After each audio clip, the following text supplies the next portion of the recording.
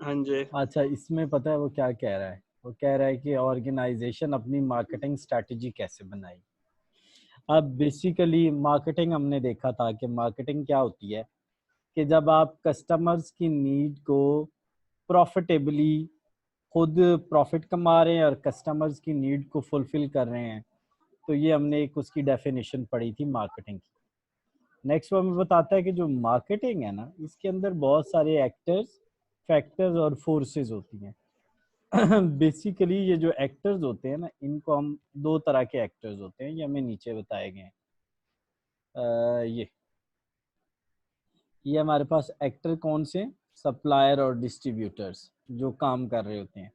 Factors हाँ कौन जी। से हैं, किस के लिए मार्केटिंग की जा रही होती है, पब्लिक के लिए। और फोर्सेस कौन सी हैं जो हमें नेगेटिवली या पॉजिटिवली इम्पैक्ट कर सकती है, इकोनॉमिक और पॉलिटिकल फोर्सेस। ये कुछ एग्जांपल्स हैं कि एक्टर्स कौन होते हैं, ठीक है, जो उसमें एक्ट कर रहे होते हैं, काम कर रहे होते हैं, ऑपरेशनल काम कर रहे होते हैं। फैक्टर्स कौन कौन होते हैं कि जिनके लिए बेसिकली आप प्रोडक्ट बना रहे हैं, और जो जितनी भी आउटसाइड फोर्सेस हैं वो आपकी सारी क्या हैं, फोर्सेस में आ जाएगा, ठीक है, जो आपके कंट्रोल में नहीं है। अच्छा, अब होगा क्या, अब गेम प्लान ये है, गेम प्लान ये है यहाँ पे। अच्छा, हम्म, अच्छा ये हो गई हमारी। ये देखो वो कह रहा है कि ये नेगेटिवली या पॉजिटिवली इफेक्ट करती हैं ऑर्गेनाइजेशन को, ठीक हो गया। अब मार्केटिंग स्ट्रेटेजी क्या है? मार्केटिंग स्ट्रेटेजी ये है कि basically response of marketing to the environment. यानी ये जो इन्वायरमेंट है इसके मुताबिक आपने मार्केटिंग प्लान तैयार करना है। ये क्या है आपकी मार्केट स्ट्रेटेजी। मार्केटिंग स्ट्रेटेजी क्या है कि आपने अपने इन्वायरमेंट को मद्देनजर रखते हुए अपना क्या तैयार करना है, मार्केटिंग प्लान तैयार करना है।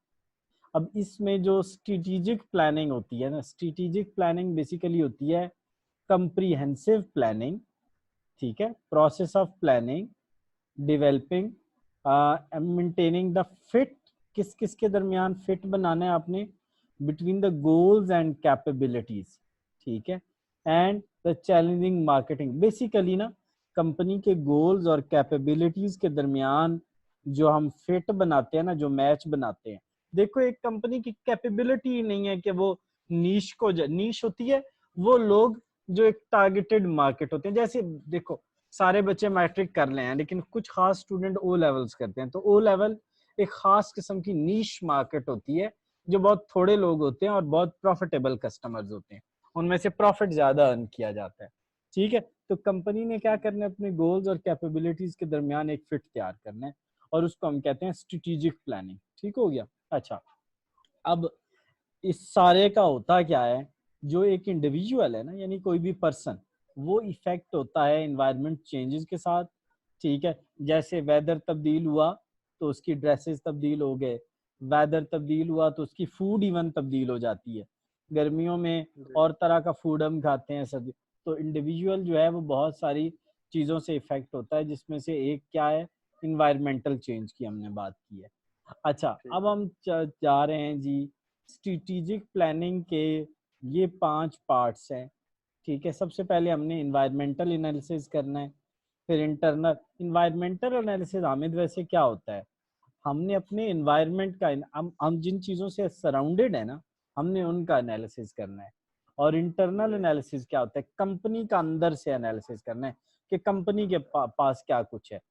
फिर इंटरनल क्या एनालिसिस कैपेबिलिटी है। से आप विजन, मिशन और ऑब्जेक्टिव्स तैयार करते हैं। जब ये दोनों चीजें आप कर लेते हैं ना, दोनों चीजें, उसके बाद आप ये दोनों चीजें तैयार करते हैं, विजन, मिशन और ऑब्जेक्टिव, ठीक हो गया। अब हम आ रहे हैं कि इन्वायरमेंट क्या होता है। इन्वायरमेंट का मतलब है कि जो हमारे गिर्द ऑर्गेनाइजेशंस हैं, जो हमारे गिर्द मार्केट्स हैं, जो हमारे गिर्द कोई भी यार कंपनी, जो आपकी कंपनी है ना, ऑर्गेनाइजेशन है, उसके अलावा दुनिया में जो कुछ है ना, वो सारा कुछ क्या है, इन्वायरमेंट है, ठीक हो गया। जिससे जो आपके बाद, अच्छा ये मैंने एक्टर, फैक्टर और फोर्सेस आपको बता दिए हैं कि ये एक्टर फैक्टर्स होते हैं। अच्छा, अब क्या होता है, so all the outside market and we need to analyse them. ठीक है, अब वही इन्वायरमेंट क्या होता है, जो जितनी भी आउटसाइड द मार्केट है, जो भी चीज है यार ऑर्गेनाइजेशन के अलावा। हामिद यार, इसको ना करने का पता है क्या तरीका है, एनवायरमेंट एनालिसिस करने का एक तरीका है, उसे हम कहते हैं पेस्ट एनालिसिस बोलते थे, यहाँ उसने पेस्टल लिख दिया है इसको, pastel. P for political, E for economical, S for social, technological, ecological और लीगल। इन चीजों की अब ये क्या बुलाए हैं, उसने इन चीजों को यहाँ एक्सप्लेन नहीं किया, उसको हम यहाँ देख लेते हैं। और ये देखो, ये हमारे पास क्या है, पी फॉर पॉलिटिकल, तो पॉलिटिकल में government policies, political stability, corruption, foreign trade, taxation, ये सारा कुछ आता है। इकोनॉमिक में क्या आता है, growth, exchange rate, interest rate. ठीक है, सोशल में पॉपुलेशन, उनकी एज, उनके करियर्स, बहुत सारी चीजें आती हैं। ठीक है, इसी तरह टेक्नोलॉजी, टेक्नोलॉजी में बहुत सारी उसकी अपनी चीजें आ जाती हैं, रिसर्च, डेवलपमेंट, ब्ला ब्ला ब्ला। ठीक है, और इकोलॉजिकल में आपके मुल्क का क्लाइमेट, वहाँ का दर्जा हरारत, ब्ला ब्ला ब्ला। ठीक है, और लास्ट में हमारे पास क्या था, लास्ट में हमारे पास था हमें लीगल। लीगल में क्या आता है हमारे पास, लीगल में वहाँ के लॉज वगैरह आएंगे, लॉज और ब्ला ब्ला ब्ला, कंज्यूमर प्रोटेक्शन।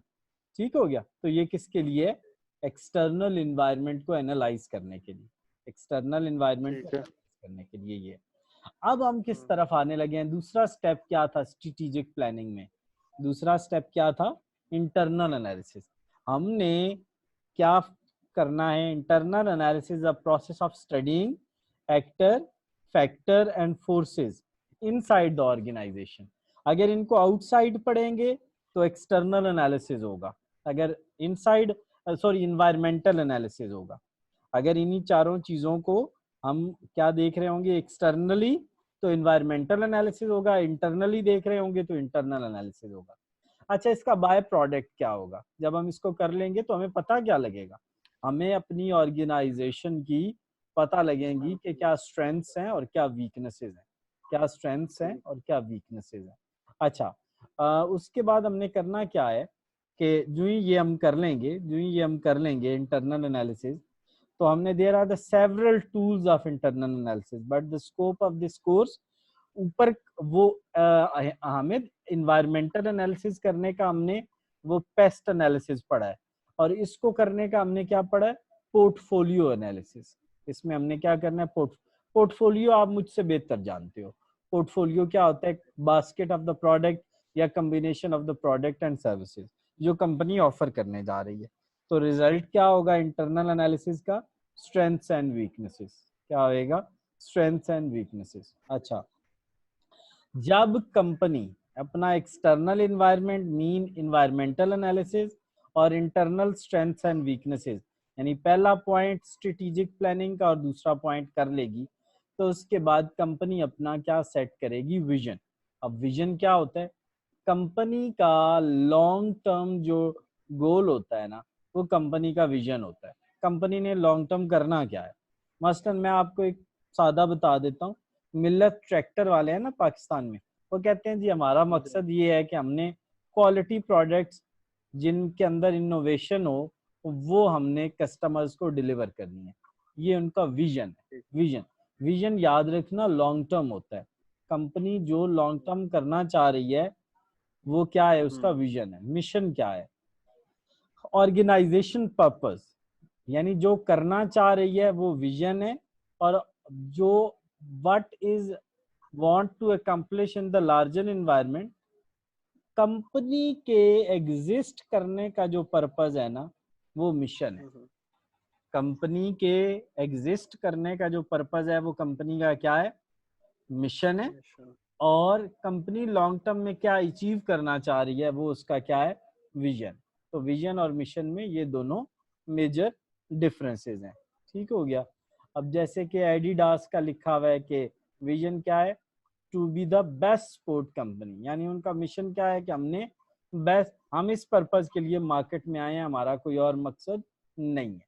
अच्छा, नेक्स्ट हम जब चलेंगे तो we should always have a mission in term of customer needs rather than in term of products. तो जो मिशन होना चाहिए वो कस्टमर नीड बेस होना चाहिए, ना कि प्रोडक्ट नीड बेस होना चाहिए। For example, we are not selling the mobile, we are selling the communication. यानी प्रोडक्ट को जेन में रखना है, ना कि सॉरी, कस्टमर नीड्स को जेन में रखना है, ना कि प्रोडक्ट को जेन में रखना है। बिजनेस नीड को, हाँ जी। हाँ, after setting mission we have a objective. तो ऑब्जेक्टिव हमारा जो है वो नेक्स्ट टॉपिक रहेगा, ठीक है। इसको हम, ये देखो, ये हमारे पास विजन भी हो गया, मिशन भी हो गया, और इसके साथ ऑब्जेक्टिव थोड़ा हमारा लंबा टॉपिक है, तो इंशाल्लाह इसको कल करेंगे 9 को। सर जी जी, हमें रिकॉर्डिंग रिकॉर्डिंग बंद कर दें।